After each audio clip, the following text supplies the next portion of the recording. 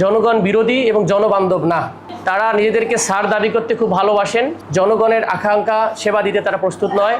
তারা জনগণকে কষ্ট দিতে পছন্দ করে। তারা জনগণের বিপরীত দাঁড়িয়ে গিয়েছে এবং অনেক জায়গায় আমাকে তো অসহযোগিতাও করা হয়।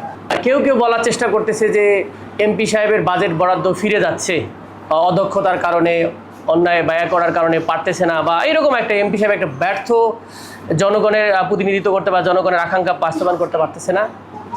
তো সেক্ষেত্রে আমার একটা বক্তব্য ছিল, সেটা হলো যে আমার কাছে মনে হয়, আমি যেটুকু বুঝেছি, বিভিন্ন জনগণ প্রতিনিধি আমার প্রতিদিন সারাদিন বাসায় লোকজন আসে এবং আমাদের অফিসে আসে।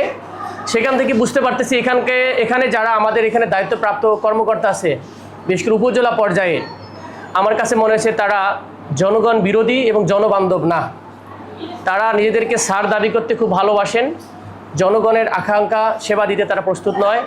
তারা জনগণকে কষ্ট দিতে পছন্দ করে এবং একটা সিন্ডিকেট মনে হয় যে কোনো একটা গোষ্ঠীকে তারা সব সুবিধা দেওয়ার জন্য এখানকার আপনার ভূমি কর্মকর্তারা বলেন, এই 2 আসনের বিশেষ করে আমরা সদর দেখতে পাচ্ছি, ফুলবাড়ি অনেকে দেখতে পাচ্ছি যে তাদের, এবং ইউনোদেরকে অনেকে দেখতে পাচ্ছি যে তারা এই সিন্ডিকেটের সাথে জড়িত মনে হয়।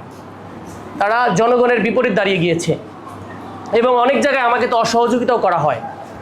অন টাইমে আপডেট দেওয়া হয় না। আমরা জনগণকে যে আমরা আপডেট দিব, আপনারা জানেন যে তথ্যগুলো তারা পর্যাপ্ত পরিমাণ দিতে দেয় না।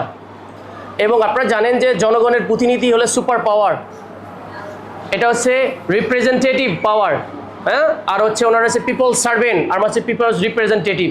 পিপলস রিপ্রেজেন্টেটিভ যারা বোঝে না যে এটার হায়ারার্কি কি, যা পিপলস সার্ভেন্টের কাজ সার্ভেন্টের জায়গায় থাকা উচিত, স্ট্যাটাস কো বোঝা উচিত।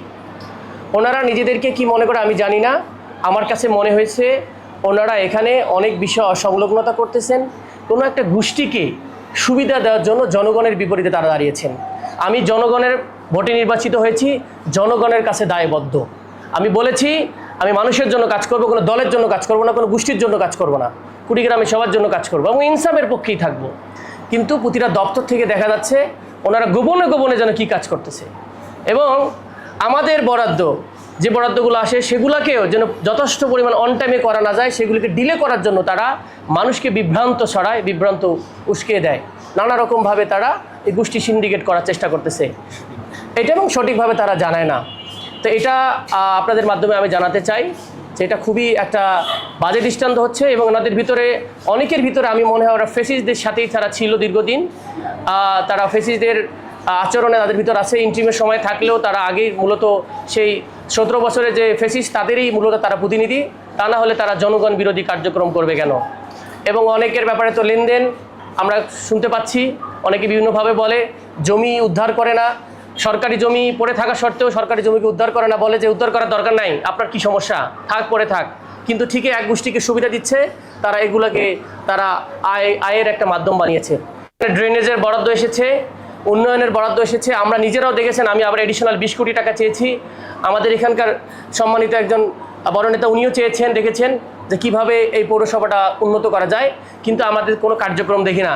এবং অনেক এক্সিএন সম্পর্কে আমরা দেখতেছি তারা কোনো প্রজেক্ট বানাইতে পারে না এবং তারা নাকি এক্সিএন। তাহলে এইভাবে যদি একটা পৌরসভা উপজেলাগুলো এইভাবে চলে তাহলে এই অঞ্চলের মানুষের ভোগান্তি হবে, সব দোষ হবে যে সংসদ সদস্য করতে পারতেছে না। স্পষ্ট বার্তা, আমি মানুষের জন্য ভোট পেয়েছি, আমি মানুষের জন্যই কাজ করব। আমার স্পষ্ট দেখা যাচ্ছে এখানকার প্রশাসন অনেকেই ইচ্ছাকৃতভাবে তার সিন্ডিকেট ঠিক রাখার জন্য, তার ভাগ ঠিক রাখার জন্য আমাকে কাজ করতে দিচ্ছে না, সহযোগিতা করতেছে না। এটা হচ্ছে আমার কথা। জনগণের কাজ 1 টাকাও দেওয়া হবে না এবং তারা যদি এই ভাগ সিন্ডিকেটের কারণে যদি কোনো কাজকে পিছানোর চেষ্টা করে, বিরোধিতা করে, আমরা জনগণকে নিয়ে এটাকে সবার সামনে তুলে ধরবো, তাদের নাম ধরে ধরে আমি বলবো।